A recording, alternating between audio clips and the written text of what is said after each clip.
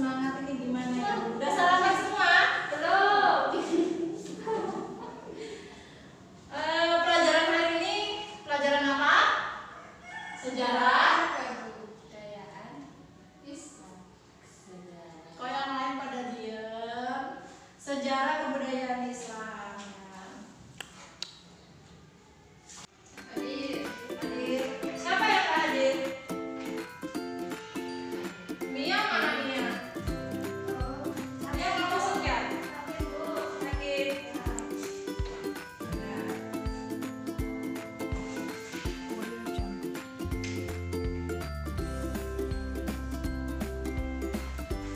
Baik anak-anakku sekalian, materi pada hari ini kita bahas yaitu mengenai sejarah kebudayaan Islam tentang perkembangan Islam di Nusantara, ya, perkembangan Islam di Nusantara. Teman-teman sudah pernah belajar belum? Bagaimana sih Islam itu berkembang di Indonesia? Ada yang tahu? Mungkin pernah diceritain orang tuanya atau keluarganya barangkali belum ya? Baik. Ibu di sini akan menjelaskan sedikit tentang bagaimana Islam masuk ke Nusantara ya.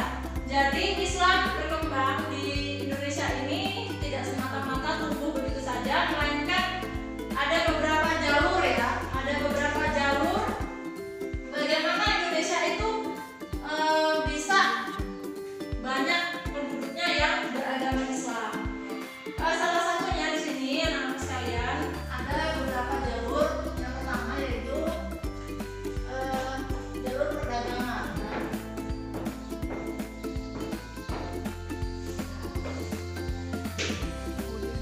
Yang kedua ada jalur perkawinan.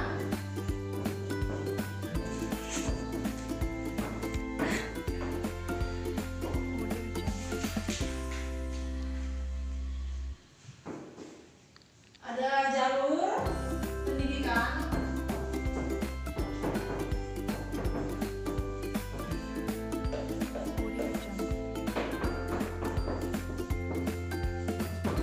Ini papan tulisnya belum dihapus ini.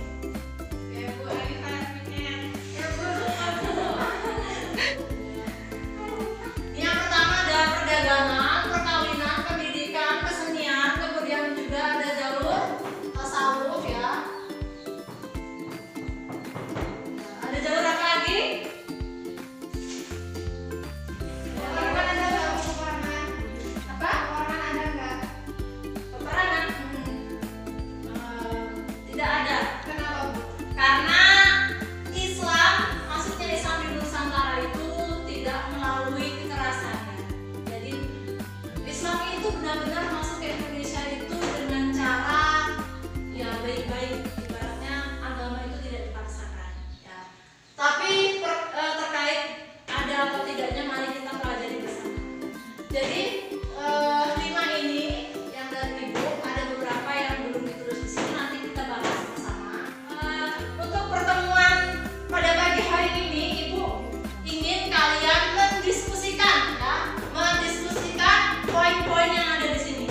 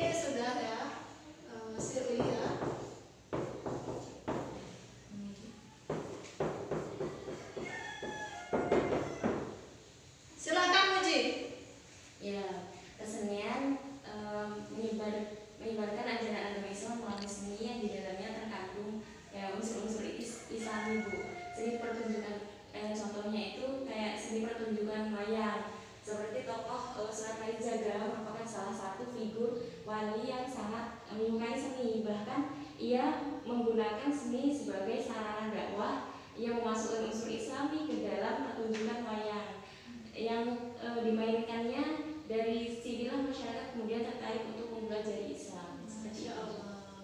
Bagus sekali penjelasan yang disampaikan oleh Muji, yaitu berkaitan masuknya Islam melalui jalur kesenian. Beri tepuk tangan buat teman kita.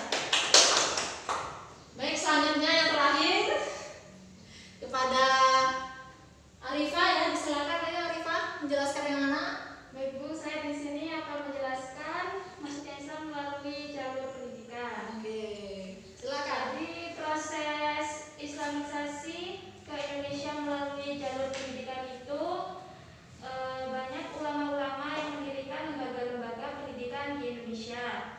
Contohnya kayak pesantren, pondok itu lah Bu. Ya. Terus mereka kemudian kembali ke kampung halaman untuk mengembangkan agama Islam dan membuka lembaga yang sama. Dengan demikian semakin hari lembaga pendidikan pesantren mengalami perkembangan baik dari segi jumlah maupun mutunya. Ya. Kayaknya segitu aja Bu yang saya pahami. Ya, apa ya? Ibu berharap kalian itu menyampaikan apa yang kalian pahami ya, apa yang kalian pahami dari apa yang kalian pelajari sendiri. Karena kita sudah memakai kurikulum 13 yang mana siswa itu dituntut untuk belajar mandiri ya, belajar untuk lebih aktif dalam memahami sebuah soal. Bagus sekali yang disampaikan oleh Arifah. Kita beri aplaus dulu untuk Arifah.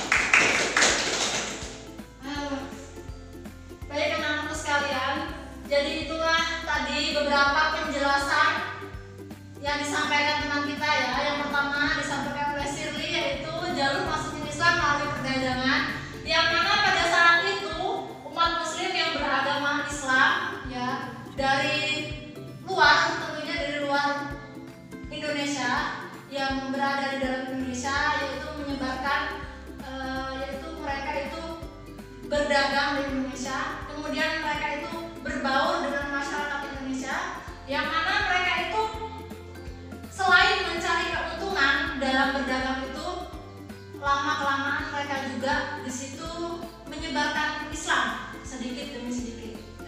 Dakwah yang mereka sampaikan itu melalui perdagangan itu, mereka mendekati warga-warga dengan cara berdagang itu tadi ya. Kemudian mereka sedikit demi sedikit menarik warga sekitar untuk ikut di agama Islam. Kemudian yang kedua yaitu jalur pendidikan yang dijelaskan oleh saudari kita, yaitu Arifah ya. Jadi jalur pendidikan ini seperti pondok ya tadi ya. Jadi gini, orang yang belajar di pondok itu pasti mengalami kelulusan ya. Misalnya ada juga yang di pondok mana itu ya, itu banyak ya, banyak alumni-alumni pondok yang anak-anak alumni ini tadi diarahkan ke desa-desa ya, ke pelosok-pelosok untuk menyebarkan agama Islam. Jadi dengan cara pendidikan inilah yang sangat strategis bagi mereka untuk menyebarkan. Karena apa? Mereka sudah belajar. Jadi ketika mereka menyampaikan ke pelosok-pelosok itu, mereka sudah punya bekal dari pondok tadi itu ya. Jadi mereka menyebarkan agama itu melalui pendidikan itu tersebut. Kemudian yang terakhir dijelaskan oleh Muji ya, yaitu kesenian. Jadi masyarakat Indonesia itu tidak hanya melalui seperti pendidikan, kemudian perkawinan, perdagangan, namun juga ada kesenian ya. Karena masyarakat Indonesia itu sangat senang sekali dengan kesenian. Contohnya tadi ya, benar dikatakan oleh teman kita, yaitu Sunan Kalijaga ya, Wali Songo, salah satunya Sunan Kalijaga yang memainkan wayang ya. Mereka masyarakat Indonesia itu sangat senang sekali dengan permainan wayang. Disitulah Sunan Kalijaga itu sembari beliau itu memainkan wayang, sembari disitulah mengajak perlahan masyarakat Indonesia untuk masuk Islam. Karena dirasa bagi mereka itu agama Islam itu ternyata ada kesenian juga gitu. Jadi dari situlah mereka tertarik dan akhirnya masuk Islam. Nah, dan yang lainnya juga tadi sudah Ibu bahas ya sebelumnya. Baiklah, Ibu rasa cukup sampai di sini penjelasan pada pagi hari ini. Ada yang mau ditanyakan? Enggak, Bu. Nah, udah paham semua? Oke. Tugas kalian adalah yang selanjutnya kalian membuat makalah yaitu berkaitan tentang materi pada hari ini. Kenapa Ibu nyuruh kalian buat makalah? Karena sebagai apa ya? Sebagai pembelajaran juga buat kalian dan sebagai penilaian nanti kalian buat yaitu makalah berapa lembar ya? Cukup 15 lembar aja. Nanti ketentuannya Ibu share di grup ya. Jadi kalian boleh memasukkan semua yang ada di sini ke dalam makalah kalian ya. Ada yang ditanyakan seputar makalah? Paling lambat kapan, Bu? Paling lambat pertemuan besok ya. Pertemuan besok. Aduh, nah ya udah. Pertemuan besok itu yang sudah selesai, kalau pada dikumpul yang belum selesai Ibu kasih waktu 3 hari dari pertemuan besok ya. Boleh dikumpulkan dan nanti langsung dinilai. Referensinya bebas, kalian boleh ngambil dari buku, boleh dari internet, tapi yang dari internet diusahakan ya, diusahakan yang benar-benar apa ya, dari jurnal lah, dari jurnal atau dari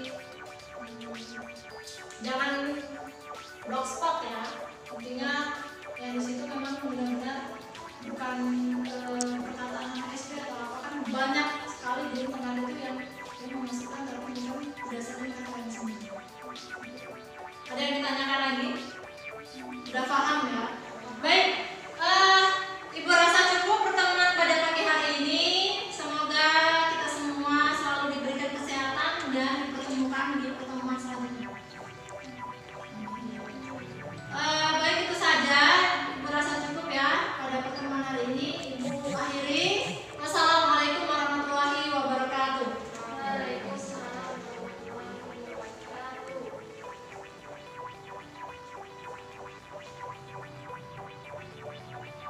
wabarakatuh.